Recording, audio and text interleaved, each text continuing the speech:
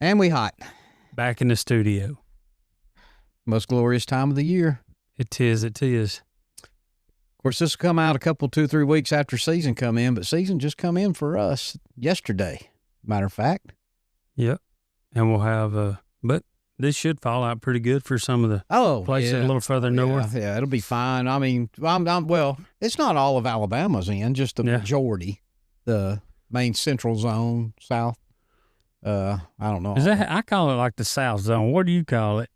I know it's got a number. I just call it the South I don't Zone. know why you don't need but like 3 zones. They should call it, north, central, and south or something. To me, they got to sound more like, there's some big state, Well, hey, at least we don't have zone NN and ZZ and QRSTUV and season 1, 2, 3, 4, 5, 6, 7 and all that. Although, I kind of the more I talk about these seasons, like in Illinois, they also have the same thing in Wisconsin. I heard today, I was listening to a podcast, but, they really limit the number of hunters hunting a particular county with these different, it's 7 consecutive weeks. But they just limit you when you hunt, which I understand. That way you probably wouldn't have as many gate fights, or they know there's only 5,000 hunters hunting that county, or I'm just throwing a number of people. I don't know. It could be 20,000 people, but anyway, I kind of like that in a way, and maybe they should look at that for public land. I know public land people probably about ready to assassinate me right now, but I've never researched that. Like in Illinois and stuff, if you own private land, do you still have to put in for each one of those seasons? I'm assuming you do. I haven't looked at it either, but I didn't see anything that asked for were you hunting public or private, but I do see where it would be a benefit on public. If you were hunting public land in that county, they could say there can be no more than this many people hunting public land in Walker County, or, whatever counties, management areas, and state forests are in. Well, refuges and everything else. So SOAs, SOAs are draw anyway, right? Mm-hmm. But regardless, how'd your opening day go? It went. Yeah. Mm-hmm. Heard 3 birds gobble, and had a little hiccup out of the gate, but turned it around. I like them mid-morning birds. They seem to be easier, but they was I think it was about 9:50 when I heard the 2 gobble, and at about 10:05 I had one flopping. They were looking for love. So he took a truck ride home. He was I don't know if I told you, it ended up being 19.8 pounds. So pretty decent for a Bama bird. Yeah. Mm-hmm. Which I figure all birds are going to be a little heavy this year. Well, I would think with the acorn crop, after them hogs that we killed, I blend the like deer too, and the deer. I mean, they're just covered in fat this time. Mm-hmm. Well, that's why I think we'll have a probably good hatch this year too of turkeys, because the hens, the gobblers too, should be very healthy. Oh yeah, they've had a good winter because of so many acorns, and so it should help them breeding, help them setting. I don't know if the eggs are healthy, or I guess they are. I guess if you was a sickly hen, you'd probably have a sickly egg. As of right now, they won't have to worry about drowning. No, we're dry again. We're dry again, but you know what? I hope we just have a normal spring rain, just a normal rains, not like last year. And I hope it stays that way throughout the summer and fall. I don't need a drought. Yeah, and it was like that everywhere though. Me and you, we hunted here, it was pouring rain. We hunted in Indiana, it was flooded. We hunted Illinois, it was flooding. Yep. I mean, matter of fact, William and them said when they went back in December or November to deer hunt, that a lot of those crop fields that me and you seen last year, they didn't even get planted. Yeah, they stayed underwater too long. So yep, he said that's the first time he's seen that, in 20 years. So hopefully, yeah, it'll just come like it's supposed to, keep everything pretty green. And, our green field struggled.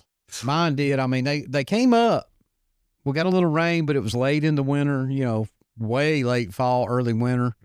But right now, my fields are absolutely beautiful. The turkey should, if they'll ever get in there, I don't know why they're not in there. I mean, there is clover. I mean, I felt like rolling naked in it. I mean, it's just beautiful. Mm-hmm. Beautiful. The deer are in them. The deer's eating the crap out of them. They'll start bugging in there soon. It's getting right for that.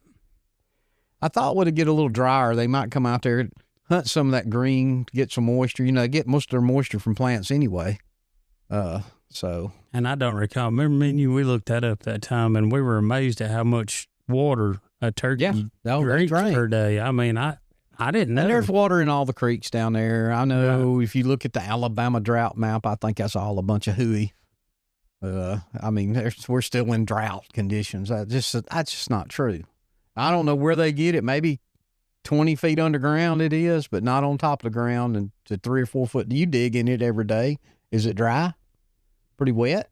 It last time I dug into it, it was there. You know, it was nice moisture down to 4 feet. Yeah, I mean, but that's all. And I would think that's pretty good. I mean, I know it's supposed to seep on down and get into the aquifers and all that kind of stuff, but I don't particularly. You know, I think we're just right.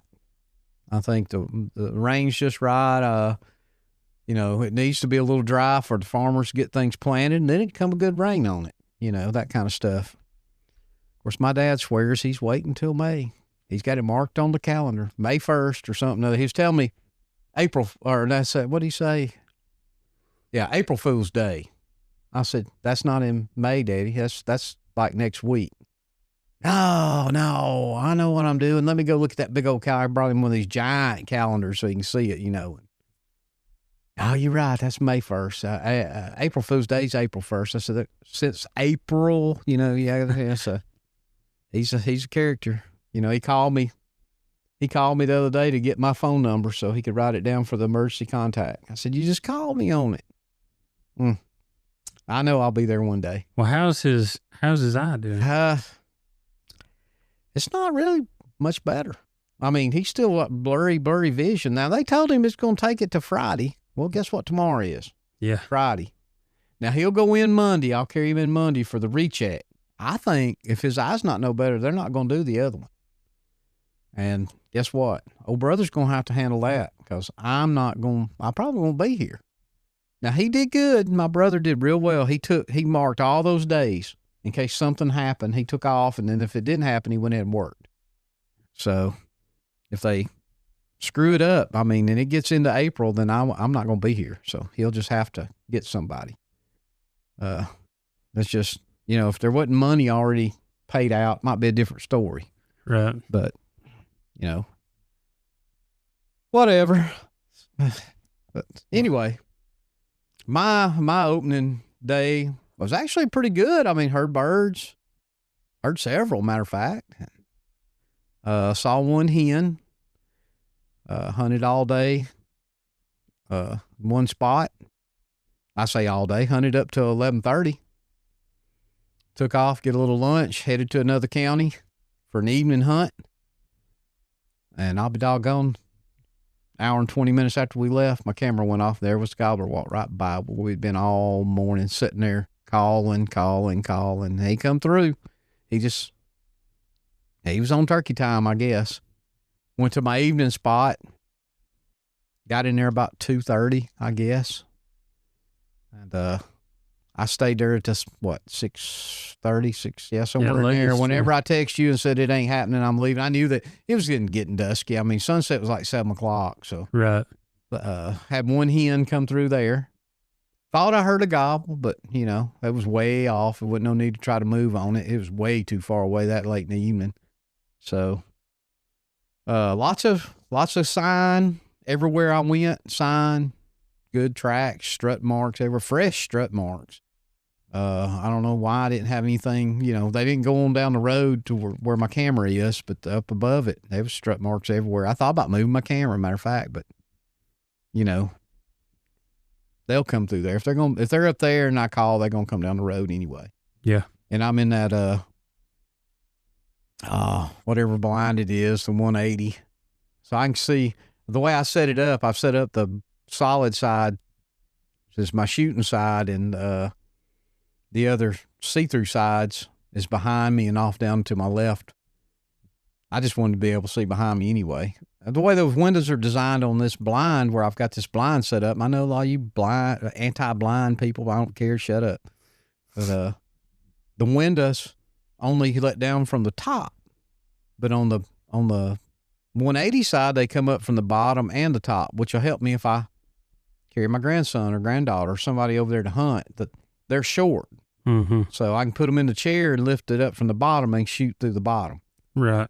So that's why I did it. And that one of the reasons I have a blind, even though I hunt out of a blind. So shut up, you anti-blind people. And I use decoys when I can use them. It's legal. As long as it's legal, I'm going to use it. So there you go. Shut up, people. Let's see. Of course, opening weekend will be coming up. So that's when everybody will really hit the woods. Although, man, there's a lot of dead turkeys on the ground. Yeah, man. My brother killed one today. I hunted this morning. I couldn't hunt but to 8 o'clock.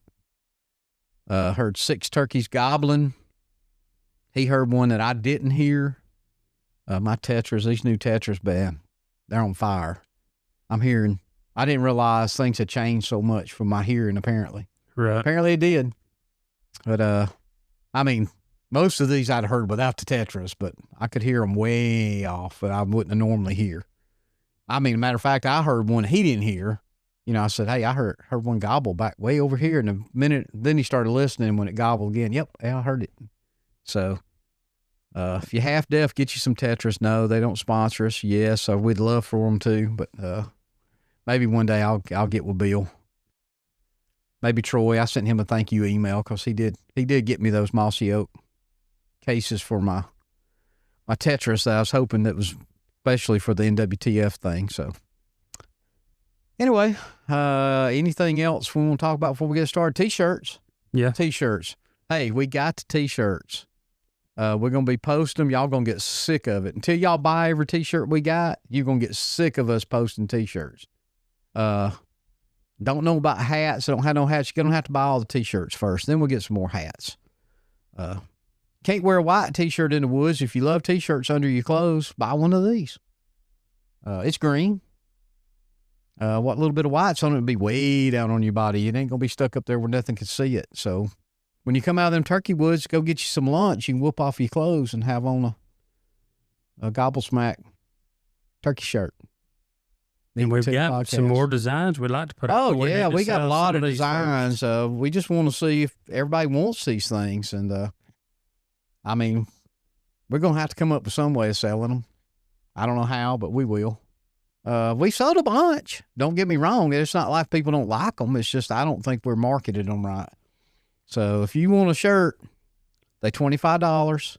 We're not getting rich off this. This is just to help us with our podcast equipment and all these subscriptions we have to do. We're not using it to finance hunts, or if we was using it to finance hunts, we'd be sitting at the house. I can tell you right now, because we ain't even recouped the cost of the shirts yet. So we're a long way from being in positive numbers. So y'all, if you like us, you want a cool shirt, drop us an email. We'll take Venmo, cash.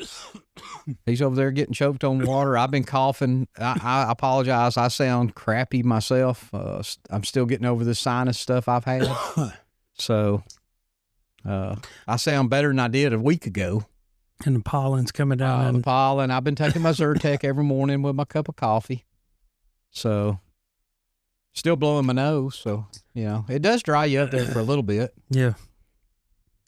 But anyway, we'll keep y'all posted as this goes along on our turkey progress. Dustin's got one up on me. My brother's got one up on me. You know, it's the first time in 3 years I didn't kill one opening day.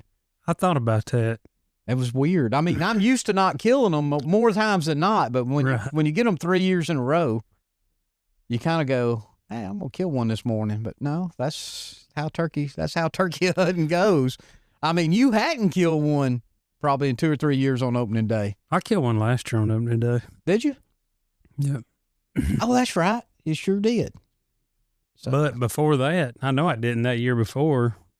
I know I didn't. Did you say opening day, or was that opening day of disable hunt?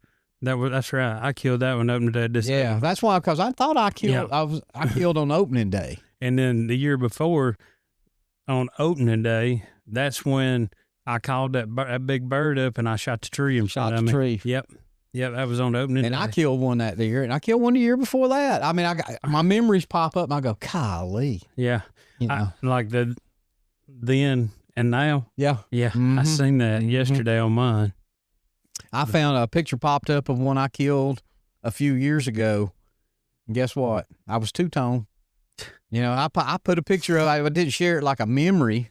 I just shared it and said, hey, if you listen to the podcast on clothes, here's a good example of how I dress a lot of times. I had on my shadow leaf on top, and I don't know what that mossy oak something was down below, but I can't even find those pants. I don't know where they're at. I got to dig They through my make drawer. them noisy ones that I got rid of. They're gone. You threw them away, I guess. I Still don't know what happened to those pants. Oh, you know what happened to them, I'm sure. Hey, it didn't bother me. I thought I could hear it with my Tetris going. I didn't know you could hear it. So it sounded like you was walking with sandpaper between your knees. You tell I wasn't no floozy in school. I ain't got bow legs. No, So- you uptight. But those pants disappeared on me. I still don't know where they went. I don't need yeah. I'm thinking they got left in the motel They were or left something. somewhere in the motel. That's exactly what happened. They some Mexican wearing my britches this morning. They had to cut them off because they shorter than I am, most of them, if they real Mexicans. So anyway, and I don't mean that ugly. It's just that's the truth. You go in a Mexican restaurant, you taller than most of them, unless they got a little Spaniard in them. So anyway.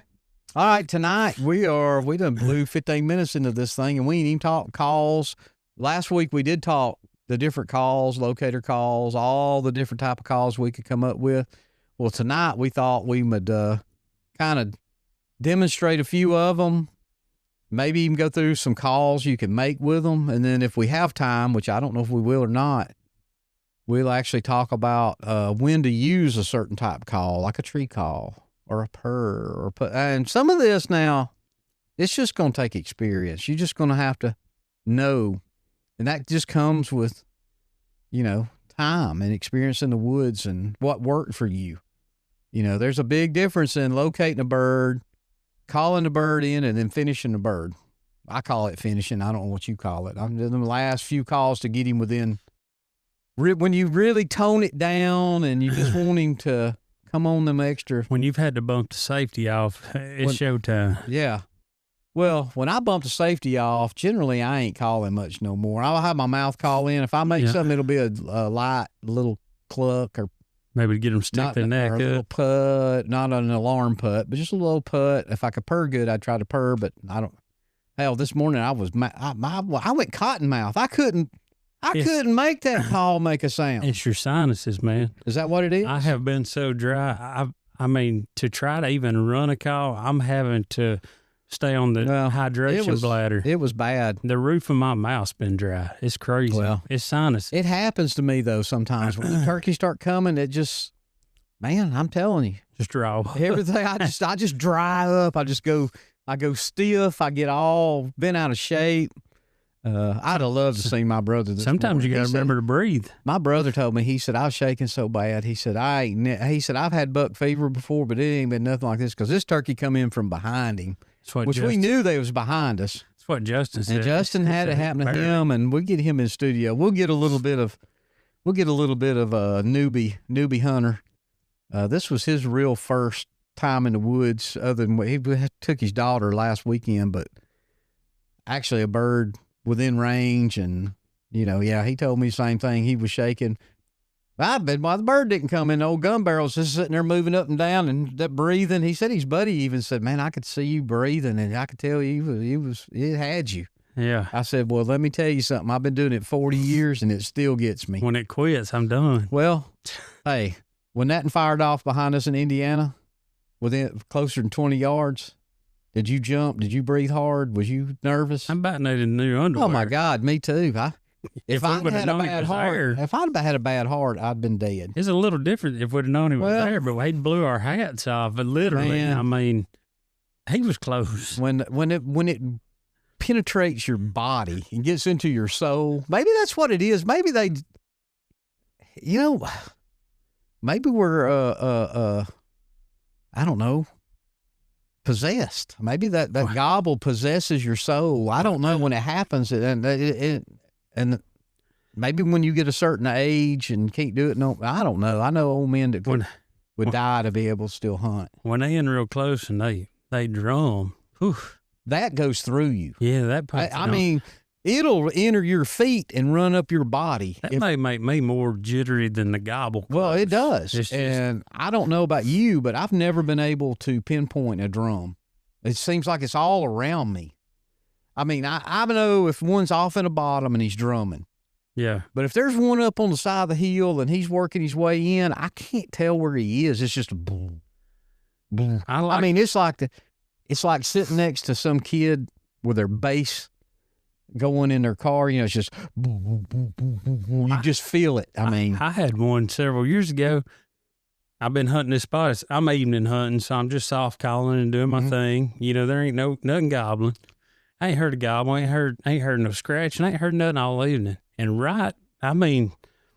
maybe 30, 40 minutes before fly up, I'm sitting there and all of a sudden, boom. Yeah, I mean, I'm talking about me and the turkey sent each other at the same time. He is, right over my right shoulder. We were within did he see you, pick you out? Or me and him both. I mean, when he drummed, he was so close that he didn't know you was there though when he drummed. We were 3 yards, if that, 4 yards. It was that scary.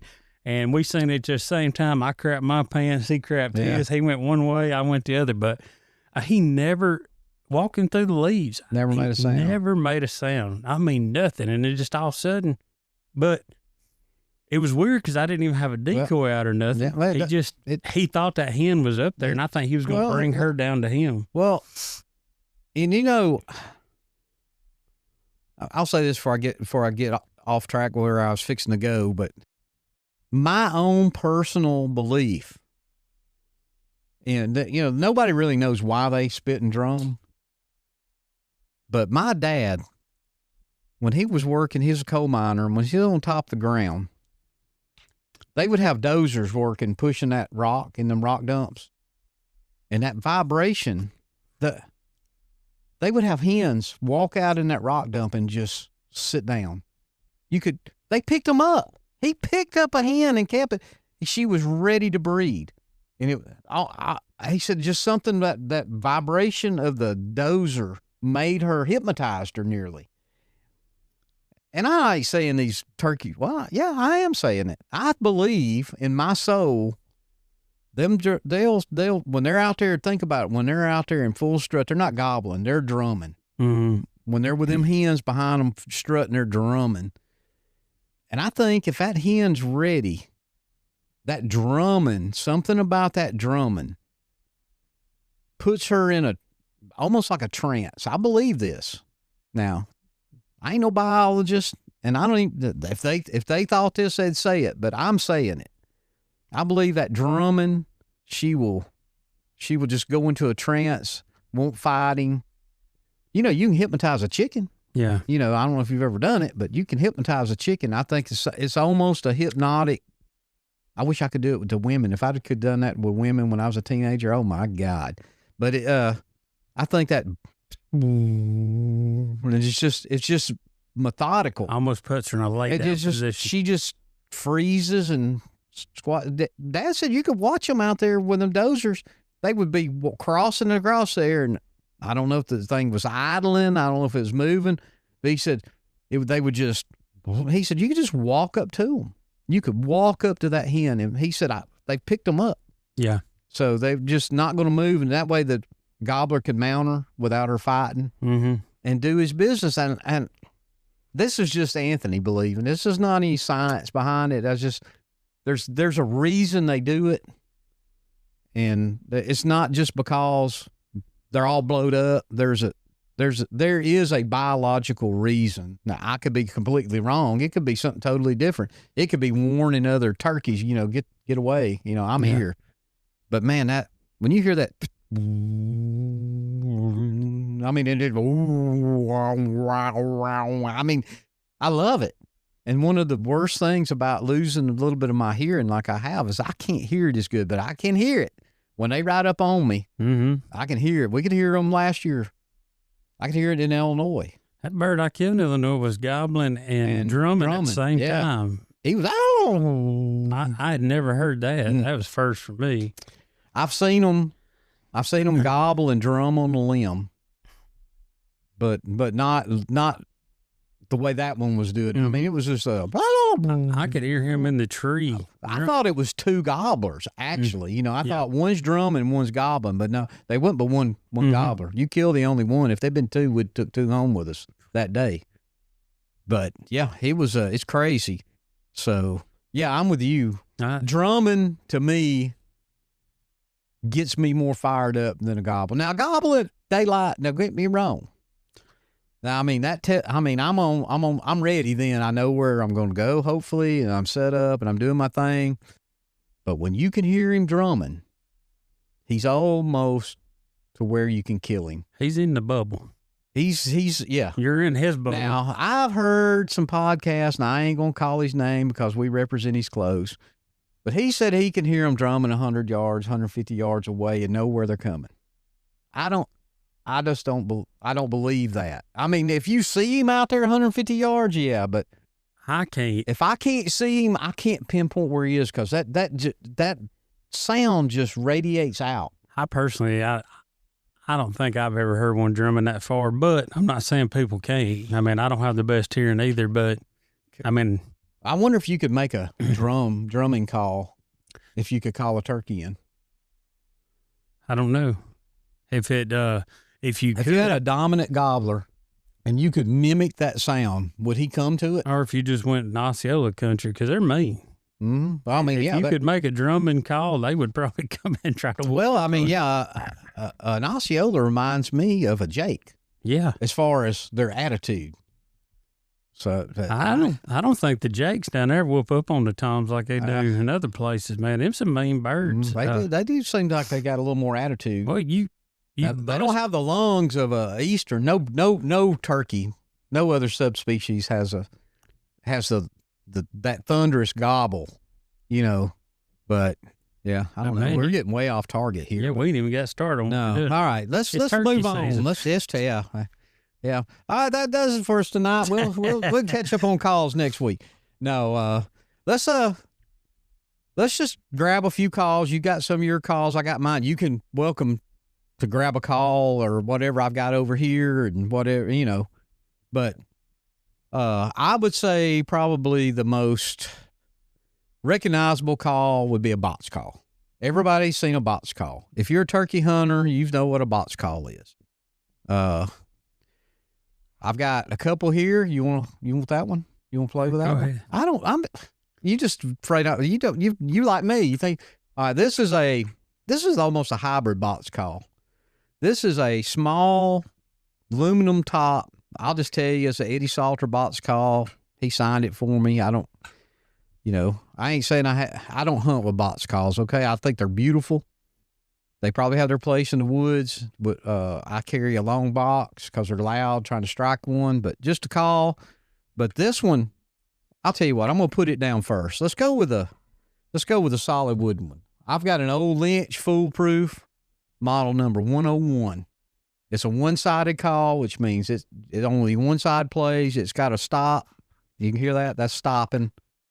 But it's got a real sweet sound. I don't know what kind of wood this is. Do you know what kind of wood I made these out of? I'm not 100% sure. I'm not either, but it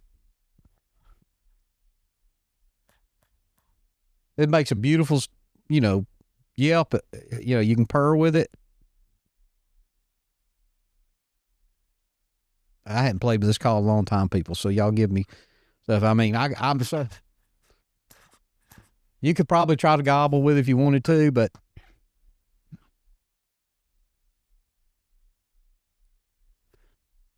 it makes a beautiful yelp. I mean, they've been a ton of birds died to a box call. You can putt with it. That whine. I mean, it even tells you on the side of it here, you can cackle. Well, here, let me just read it. It's foolproof. Lynch's foolproof turkey call. It's foolproof.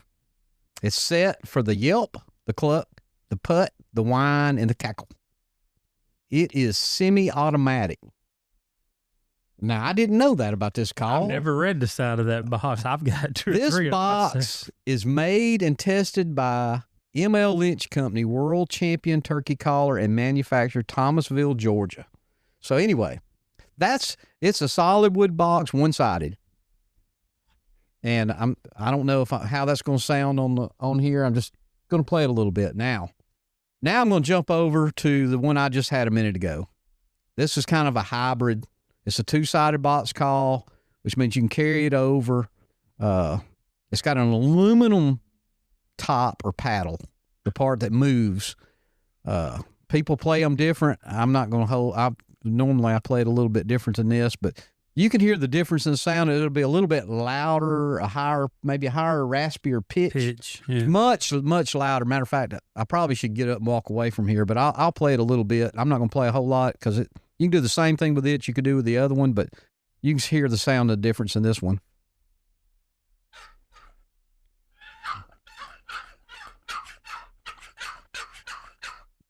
I mean, there's a whole, you can make all kinds of.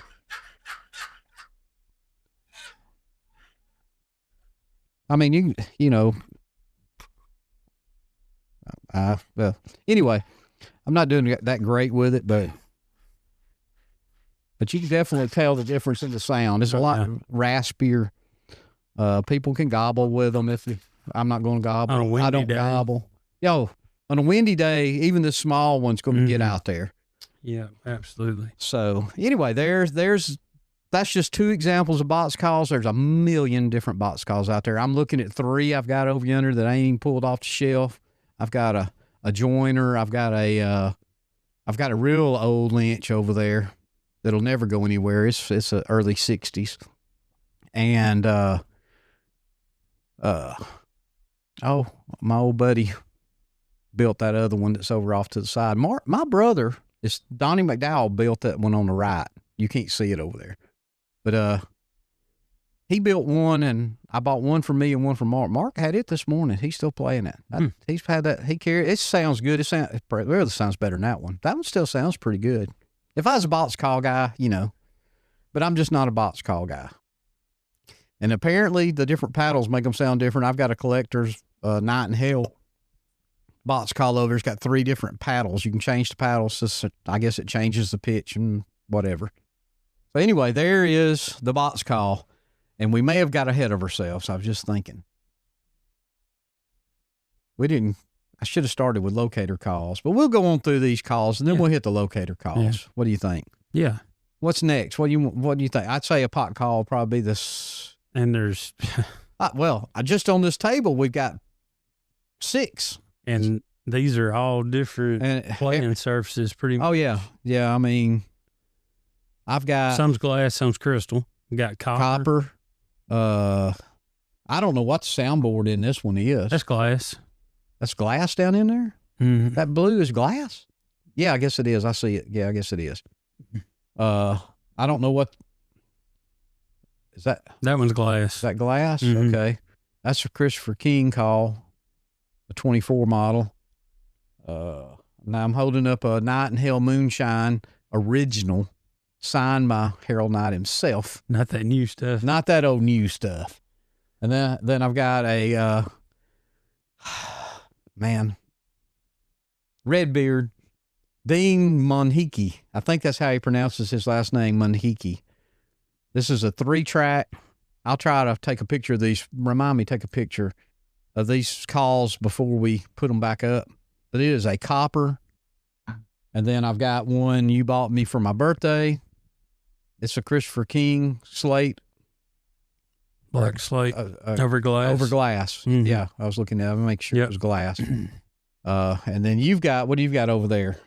I've got a crystal, a Legacy Patriot. Got it. And I've got actually, I didn't know that one was out. Oh, well, it don't matter. It don't matter.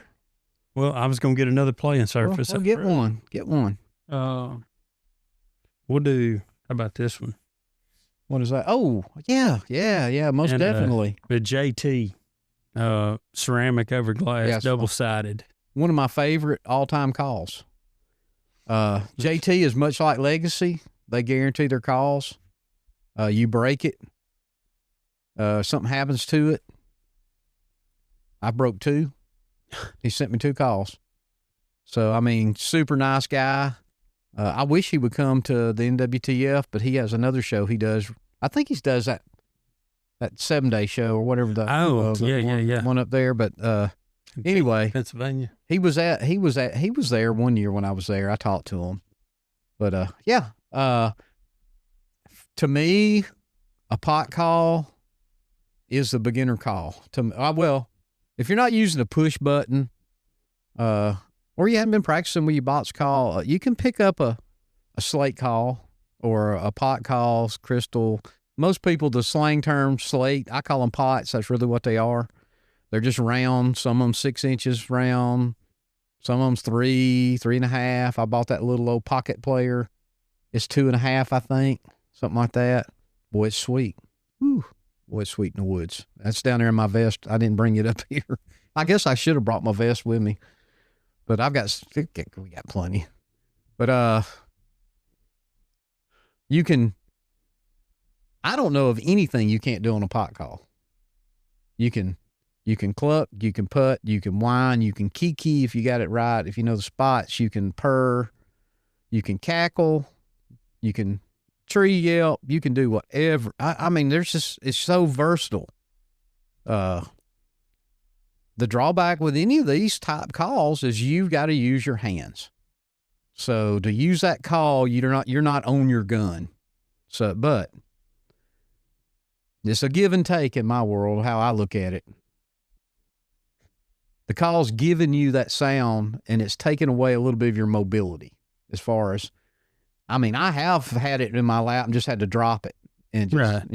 I mean, just I don't even know where it goes when it falls between my legs or whatever else to get on my gun. Because if you can't run a mouth call or you're not comfortable with it, I mean, really, by the time you've got him fired up with this and coming, really, you probably should be quiet anyway. Well, so everybody, man, when he gobbles back at you and he's closing the distance, yeah, they tell you spit the mouth call out, which it's hard for me to do. And I know everybody watches YouTube and everybody wants that gobble on video, but that's not what it's about. I mean, it is, the gobble's what it's about, but the main thing what it's about is killing the turkey. If you're not there to kill the turkey, don't carry a gun. Carry a camera. Then you can call all you want, take a picture. But yeah, the guys that are making video, they really overcall because they're trying to get that bird to gobble on video. Gobble, gobble, gobble, gobble, gobble. Yes, it's fun for them to gobble. Them 2-year-olds, I love them. I love a 2-year-old turkey. They love to gobble. But I like to see them flop. I don't care if they don't gobble one time. As long as I know they're coming and I can see them and I can kill them. So when you're out there and you get the call, well, the pot call's a good one to go by. And we'll get on these other ones here in a little bit, but do a little treat. Early in the morning, some people don't make a sound in the woods. They let the turkeys wake up, do their thing, and won't call till they hit the ground. I'm not kind of that guy. If I'm close enough, if you're close, and I know there might be other hens around, I want him to know I'm over here. And especially they ain't even got to make sounds. All I got to know is the hens were there. I might have seen them fly up the day before. I'm going to make a little sound, a little tree yelp. It's just a light yelp. You're just letting them know, hey, we're here. Mm-hmm. Make a little tree up, pick up whatever. You're using the, I'll go with the ceramic. The little ceramic call. Ceramic's a great call because you can play them wet, dry.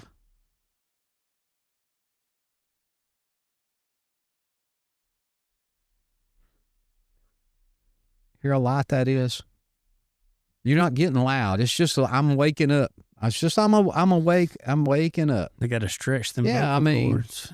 you know, unlike my wife, she can wake up yelling at me, but go to bed and wake up. Yeah. It's amazing. So but a turkey's a little bit different. They, I don't know. But that ceramic sounds real good. Do a tree up on all of them over there. You got them. You can lightly do it. I mean, that's a loud one, but but you can do it light. Hear that? And we'll show you the difference in a minute. But just a little, just a little, burp, burp, burp, burp. Just to let them know you didn't. And if he hammers at you, I mean, you know he heard you. You ain't got to do it no more. You can if you want to. Here, yeah. I think that's the prettiest sounding one right there so far. That's the slate. Mm-hmm. So, anyway, the I don't know. We're working these pot calls. I mean, now you're using one striker. When I play with one of these, I'm gonna use couple of different strikers just show you that'll make a different pitch. I have 6 back here. No, I mean I got look over yonder still there, and I've got 7 or 8 in my vest. I've got 7 or 8 in my bag, and I still got them over yonder. Got 2 shelf fulls myself. Every time I think I'm done, no, because let me tell you, strikers are cheaper than calls. You got a call you like. I'm telling you, every striker makes that call sound different. Yeah, and you can carry 1 call, 3 strikers. You got 3 calls in your pocket. That's just that's me. Yep. Your box call ain't going to do that. Your mouth call ain't going to do that. That's why you got 2 or 3, 4 mouth calls with you. So, but, anyway, we're going to get back. Damn, there's a dang stink bug in here. Thing's crawling on me. Good Lord. Whatever. All right. We're gonna move on from that. We're gonna come back and we'll demonstrate calls. I think we'll just use the pot calls to demonstrate the different, like a cut and a purr, and cackle, and all that kind of stuff. I know we tried it with a box. Let's see, what else we got? We got tone box. Oh yeah, but that's I'll use it for last. It's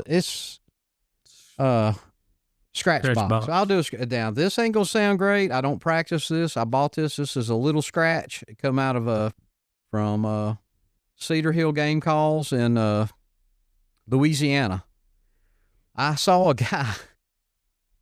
Matter of fact, I'll tell you why I ordered this call. Alex Rutledge was in Arkansas, turkey hunting, some public spot, and he walked up on this old man. The old man had a turkey on the guy in the camp. And they got to talking. He said, "What did you kill him with?" And he said, "I killed him with a little scratch box." And he said, "What little scratch box?" And he said, "Cedar Hill Game Calls." I went straight to the internet and I ordered one. Now, I've never even hunted with this call, but it's in my bag now. I'm going to carry it. Just in case we get one of them hard turkeys. The next time I go out, I'll carry something different. Maybe he'll like it. But it's basically like a box call, except it's got a little, I don't know, a little square. Most of them have a little square piece of wood. And you just work it like a box call kind of, is you chalk it. I meant to tell you about that, about the box calls. They do require chalk. But I'll sit here and try to do something. I don't know how it'll sound, but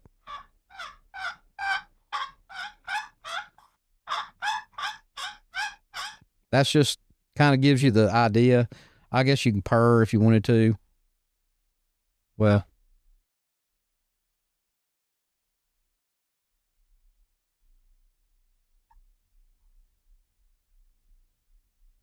so that's a scratch box. Takes 2 hands to operate it, just like a pot call. Takes 2 hands to operate a box call. Most of these calls like this takes 2 hands. Now I've got a trough call over here, and I'm carrying it with me this year. It's a Howard Odom trough call. I had it forever. Mr. Odom died, passed away a couple of years ago, I guess now. But I was looking him up. I didn't know he had passed away. I was going to go get him to sign my call for me. But I bought this from him. He may have been at Mark's Outdoors or down at, what is that? The one in Bessemer, the outdoor store down there. Anyway, I bought it from him one time. And it's just I don't know. I'll get this. I don't know. I'm just picking up a striker. But it's just I don't know how to explain it. I'll take pictures of it, but it's just a square block, recessed. It's hollow under it with a piece of slate. down the middle. Now, some people have put aluminum in them. I've got some Ben Lee ones that's aluminum and slate. I've got two different ones. Now, it takes you would have to whittle this striker down. Yeah, they're pointy. They're very pointy. You couldn't buy just a normal striker to use that Ben Lee call. But this one, you can do the same thing. It's got you can purr.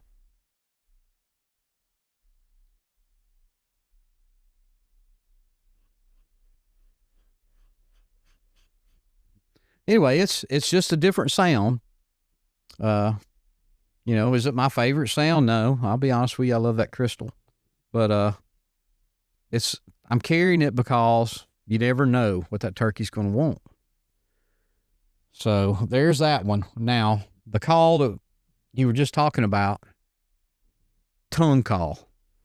You can Google it. You ain't gonna find much on it. It's a very basic. It's a hollow box, and it looks like a tongue. It's just it's cut out like a tongue. I don't know how to explain it. When you see a picture of it, you'll know what I'm talking about.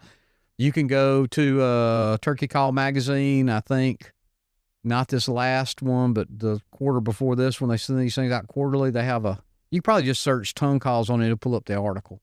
These things have been around a long time.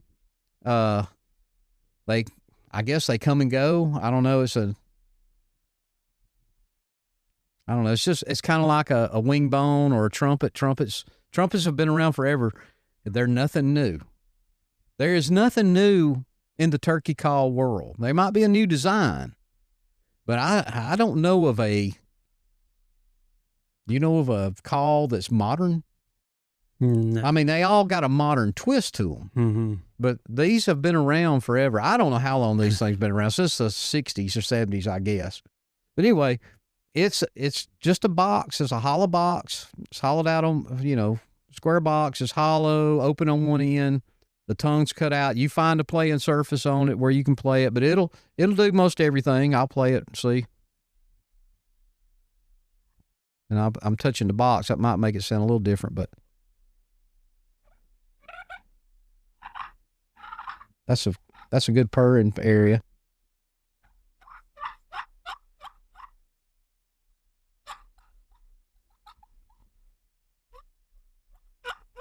Anyway, that ain't even a striker I got picked out, but here's a striker, different striker. So anyway, that's a tongue call. I've got it. I'm carrying it with me. The fella that made this, what is his name? He's out of Washington State. Mann. So, Mr. Mann, I guess.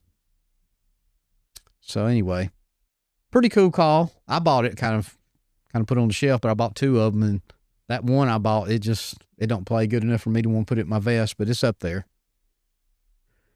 Real simple call. I may try to make some of these one of these days when I retire.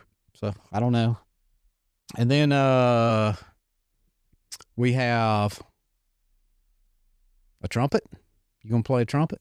I'll try. Try it. I mean, this is something new to us. It's something new. No, we're not Alex DeBorden or KT or nobody like that, or Robbie. Yeah.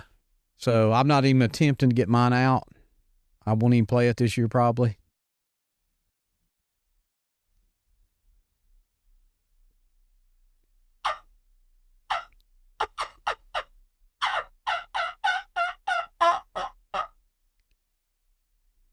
Working on it. Yeah. It's a work in progress. So anyway, there's 100 people makes them.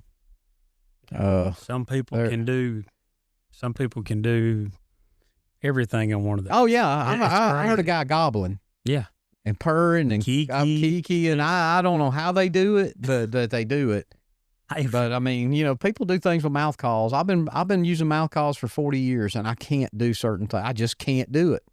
God didn't make my mouth to do that. It's like Shane Simpson with his coyotes and all. Yeah, that yeah. I mean, some people just got it. I ain't got it, so that's just how it is with me. Just kill the bird. Yeah, that's all I'm interested in. Listen, all of these different calls and sounds, like I said, we're going to go over in a few minutes. Listen, if you can cluck, you can do a little purr, or you can yelp. You can kill a turkey. I mean, you might not can kill every turkey, but there's a turkey out there that'll come to it, because that's all I could do in the beginning. I didn't even know about half this stuff. Nobody taught me. I had to learn this on my own. There wasn't no internet. I mean, hell, I had to use a payphone. Yeah, we used to have to put, actually, my first payphone, you put a dime in. I remember when it took a quarter. Travis Tritt. Here's a quarter. Here's a quarter. What? He didn't put here's a dime.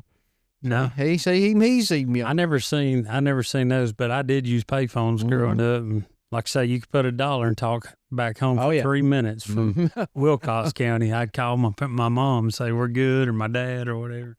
Yeah, it's something different. What other we need to demonstrate before we your tube call? We got a tube call. We got a tube over there. Once again, something I don't use. We don't use. We're just going to try to give you a little sound. Here he goes.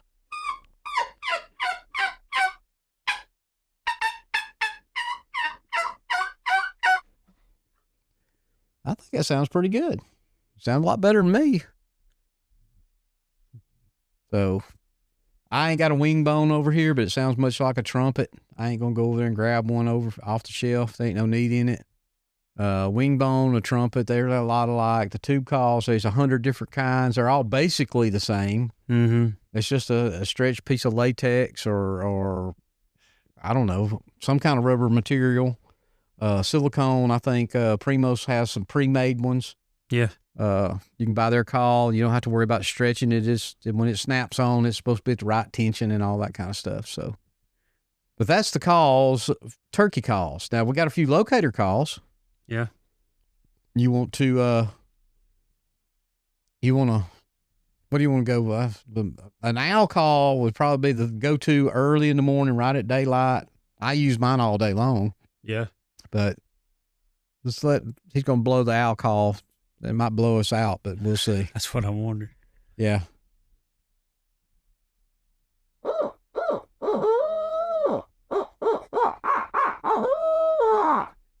Yeah. It is basically that. Yeah. There it is. That's an owl call. We use them early in the morning. It'll shock. It's a shock call is what it is. It's to shock that gobbler. I don't know. They grew up, to me, they hate owls. Owls try to eat them from the time they were hatched to when they were little ones to those roosting to, great horned owls will kill them today. They're bad about killing a gobbler on the roost when he's gobbling.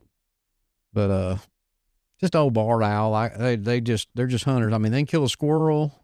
They can do that kind of stuff. Maybe even small dog. I don't know, but I know they catch rabbits and all kinds of things. So they probably could kill a hen if they swooped down on one, got them from behind, and basically knocked them out or something. But we got that, and then later in the up in the daytime, we use crow calls. I don't have the one I've got. I got my Preston Pittman one in here. It's just a crow call. I'm not going to try to make no sounds. I'll just blow on it and let you hear it a little bit. But I've had this call personally. I've had it for 25 years or better. Just a little old reed call, but it's wood with a little plastic mouthpiece. But does it sound like a crow? Maybe. Crows think it does. So, it's just a.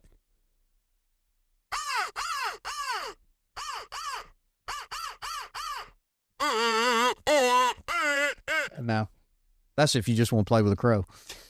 But you just blow on it, them three little loud, long. You're just trying to get that gobbler to react. He can't control himself. It's like a man and I don't know, boobs pop out. I mean, they're going to look. This gobbler's he's going to hammer at it if he's around and it strikes him. It's just what it happens to it. You've got a hawk or a woodpecker. Woodpecker. Well, that woodpecker, and it works. I mean, I've had them.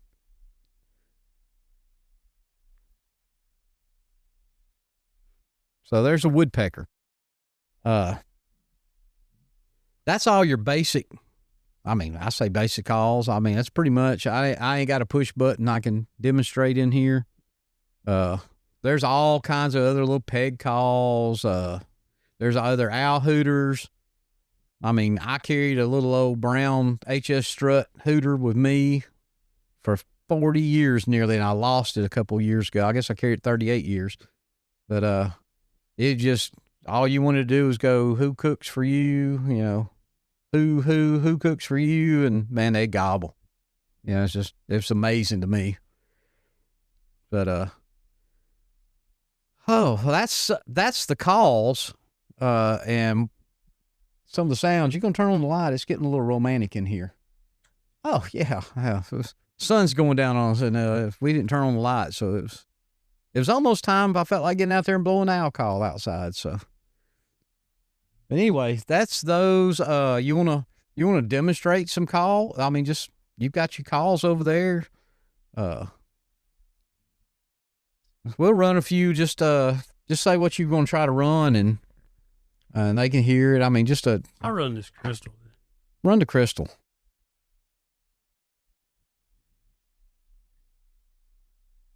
Well, maybe find the right striker. Once again, your strikers have to be conditioned too.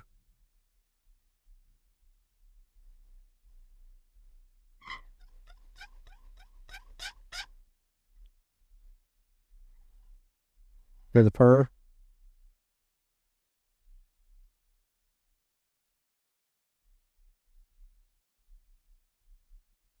Cut a little bit, yep them. You can do anything with them. So, let's see. Do I have one? Here's a copper one. I'll let you hear a copper. This is my red beard call. One of my favorites. I think it's Coca-Cola wood. Yeah. Is what it's called. But and forgive me, my striker may not be conditioned enough, but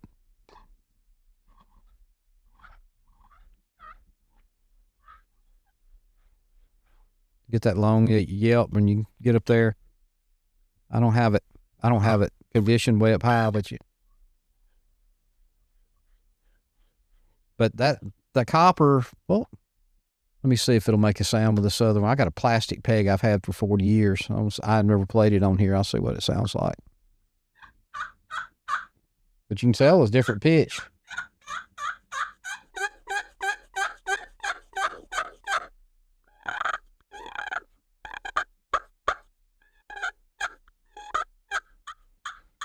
Some of the calls I picked up on, well, that little, I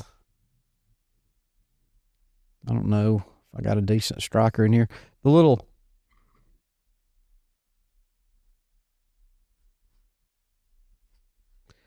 now I've heard this a bunch from different people.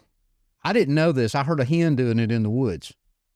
That's when I started doing it. I never saw the gobbler, but he was with her. And she was just purring and putt, purr and putt, putt, purr and putt, putt. It was just crazy. That one yesterday, I had a hen yesterday. It was almost sounding like an alarm putt. I thought I had moved and she saw or heard it. She was just a loud. It was just a loud. Then she would real loud. I mean, sounded loud. I had my tetras in. It might not have been quite as loud. Some of them just, I mean, they do it. But she would just go to feeding, around there, picking up gravel out of the road, scratching around in the leaves. But she would just look up, look around, and just putt, and then purr. Or the mother hen. Yeah, and she was all by herself. I sure wish she had somebody with her. One in tow. But before we get too far, I'm gonna play. I'm playing this moonshine, this crystal call. But I'll pick up 2 or 3 different strikers, and maybe you can pick up the difference. I know the difference, but I'm just going to do a little yelp, just a little. All right, that was diamond wood. Is that diamond wood? Man, I got a bunch of diamond wood ones. I don't know what this one is. This is That's going to be a purple heart. I think that's purple heart. I think. I don't know. This is one of Dean's, I think. Hear the difference? This is diamond wood, but it's a whole different style. It's a real sharp pointed. High pitch. All right. 1 call, 3 strikers. Here's a 4th one. This is just a little old, I don't know, acrylic, plastic. Yeah. I don't know what you call it. That might not sound like a whole lot of difference, but that's 4 calls, 4 different calls with 1 call. Mm-hmm. So, and it's the same. I mean, you can do it. Here's a Christopher King. We'll just start out. Here's Diamond Wood.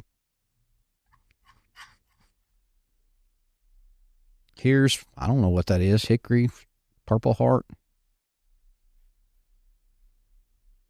A little softer. Here's a different style Diamond Wood. And then here's that plastic, acrylic, whatever you want to call it. I don't know if that sounded that much different than the Diamond Wood, but anyway, I'm just telling you, different ones have different calls. Mm-hmm. I mean, you're the same way. You know, the slate calls, there's all different. Now well, when I started, there was just one. It was black. Mm-hmm. Just had a soundboard in there. They wouldn't put it, you know. That's where technologies come in. We went to glass and crystal and copper and aluminum, ceramic and titanium and petrified wood. Yeah. Hey, get that up there and play it. Grab it. I forgot about it. We bought a couple of calls from a fella. About 4 years ago. Now it's up on top. The striker's right there somewhere. It's down there by that mug. Yeah. He's actually got a striker that is copyrighted or patented. It's adjustable. You move the wood. It's definitely Purple Heart. I remember that and look at the color of it. But I mean, you can move it up and down. That one striker will sound different. But here it is on petrified wood. Kind of real soft. Oh, yeah. We might have to carry that in with us. You could do fighting person. Oh, yeah. Mm-hmm. If you was Eddie, you'd have 2 of them strikers going. He can do it. If you ever get the chance to hunt or just watch Eddie, that man will put a pot call in his lap and 2 strikers. You'd have to do it with a bigger call. I need one. I don't know how to explain it, but I need one big as a basketball. That's just kind of a fighting purr. I don't know what that was, but there we go.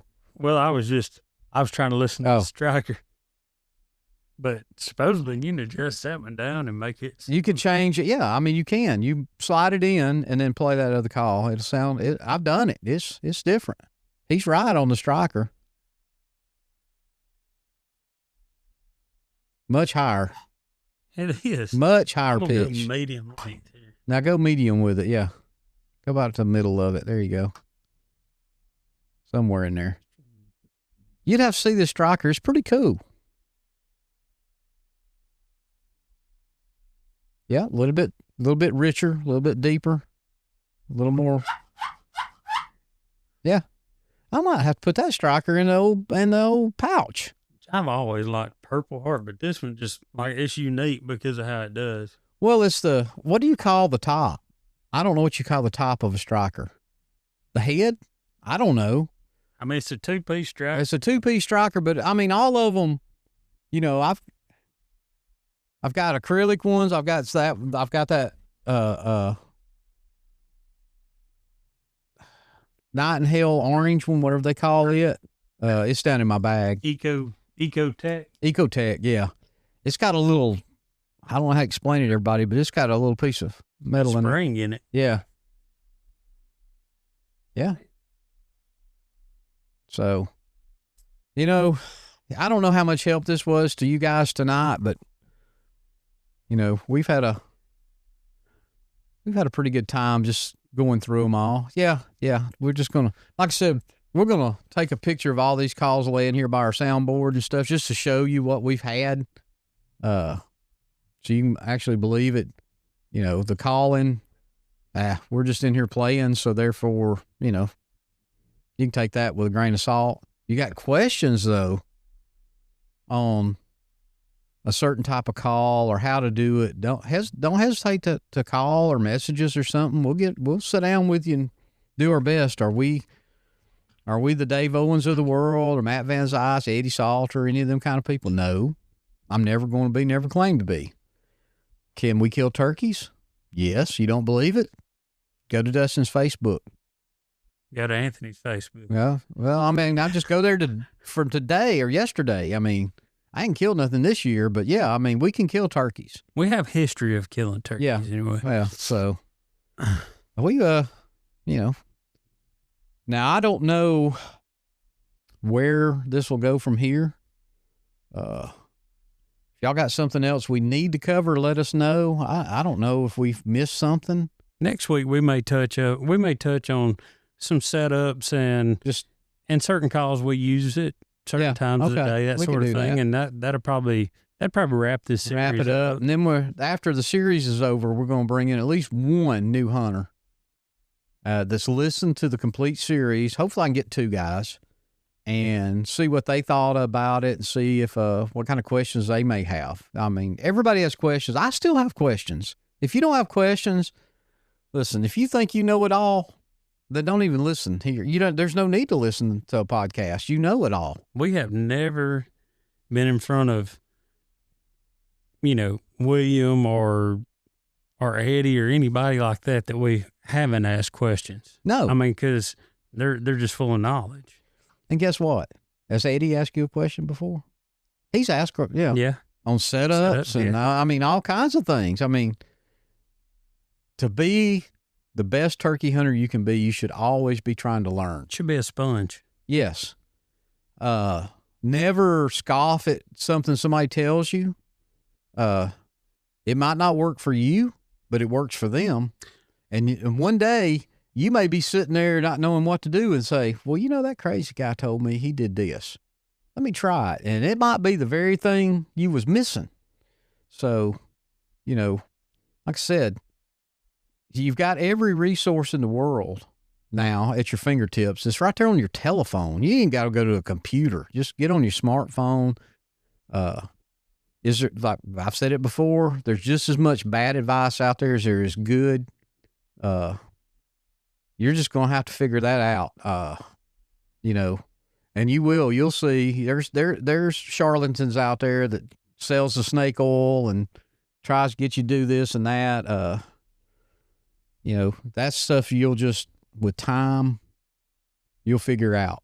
And you'll develop your own style, your own tools, your own calling ways, setups.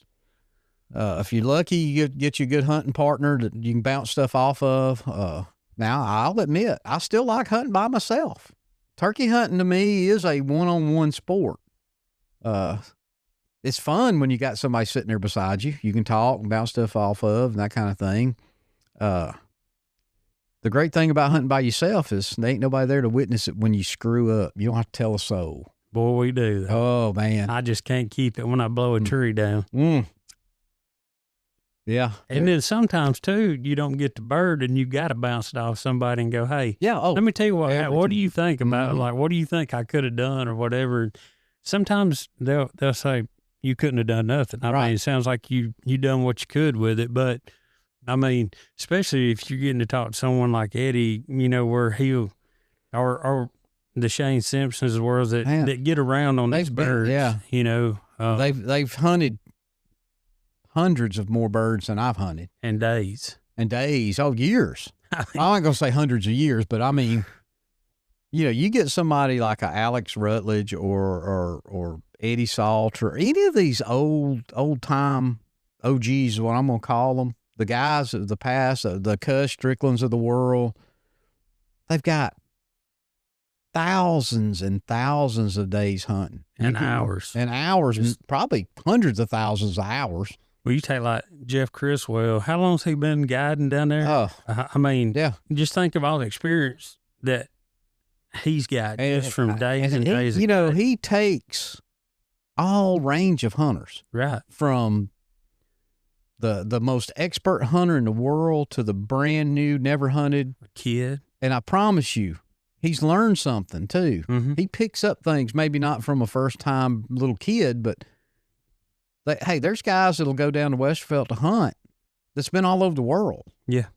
And I guarantee you he's learned something. I guarantee he's taught them something if they'll listen. And he might not have learned something that day from a beginner or first timer, but the turkey they worked that morning may have taught him something. That's right.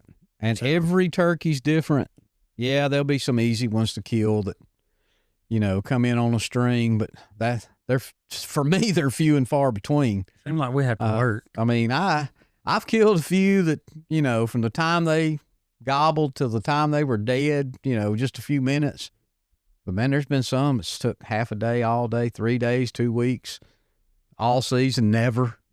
There's one right now that I've hunted for 4.5 years or 4 years. I know he's got to be 5 years old now because I wouldn't have hunted him as a Jake. He may be older than I know he's there. I saw a picture of him, so I know he's still around, but he's so smart. He's so smart. And if I kill him, I might have to. It would be a successful year anyway. It may not be my call and it kills him. It may be I slipped up on him and bushwhacked him. I don't know. And yeah, I'll bushwhack one. I ain't gonna lie. It's turkey time, and I'm here to kill a turkey. Is it as much fun bushwhacking one? No. Well, I guess it would depend on how you did it. If you had to belly crawl 14 miles across this and that, and you run across a snake and that, yellow jacket mist or whatever. You finally killed him. Yeah, that might be something. But the fun part of it to me is you call them and you talk to them. They're talking to you. It's so much different than any other kind of hunting. I've never elk hunted, but they say it's much like that. So, elk hunting's like turkey hunting. So, you talk to the bull and he talks back and that kind of thing. I think it's more intricate with a turkey than just blowing on a cow call and the elk answering you or bugling at an elk and him answering you. I mean, they're discovering new sounds turkeys make every day. Mm-hmm. So I just posted some hens fighting. They were making all kinds of crazy sounds. Would it call one up? Probably not, but you might have, it's just listen to it, just like Eddie Salter told us that day when he made that weird noise. I've heard so many turkeys and I raised them and, grew up with them. And sometimes a sound I heard just comes out that I don't even remember. So, but yeah, that's about all I know to do on calls. Me too. And I don't know how they're going to sound over. No, and we apologize. They sound bad. Actually, if they don't sound like Dave Owens, then we got a problem with our microphones and our soundboard because, man, we sound good. I mean, it's sweet. It's smooth. We don't make mistakes. So if it didn't sound that way to you, it's probably in the recording itself. It's not us. Believe me. Trust me on that. I wouldn't lie to you. But, all right. Well, I think we need to wrap this one up. Hope everybody out there where turkey season's going's had a good, successful, safe hunts up to now. If you haven't been successful, like me, don't give up. Plenty of time. Nobody, it's turkey hunting. It's not turkey killing. Fun part's hunting them. If you could kill them every time you went out there, it wouldn't be no fun. So, and Georgia boys will be trying their hand in this weekend. Yeah. Well, that will, from when we're recording. By the time it comes out, they'll be long, deep into it. So, yep. All right. So, buy a shirt, buy a t-shirt. Tell your friends about us. Share our podcast with somebody you love. Yeah, share it with somebody you hate. I don't care. Just share it. It's going to help us. Listen on your way to the turkey woods in the mornings if you got to commute. Right. You hearing this and you got a question, think about it. Send us a text, shoot us a message, DM us, leave us something on the Facebook page or Instagram, TikTok. I don't know if you ever formed a Snapchat one yet or not, but I've got to figure out how to do it because it's tied into my number, but I'm going to figure it out. Okay. I know I can do it. All right. You got anything else to add? I don't think there's any events coming up. The only event I got coming up is killing a turkey. Yes. All right, everybody. I guess we'll talk to you in about a week.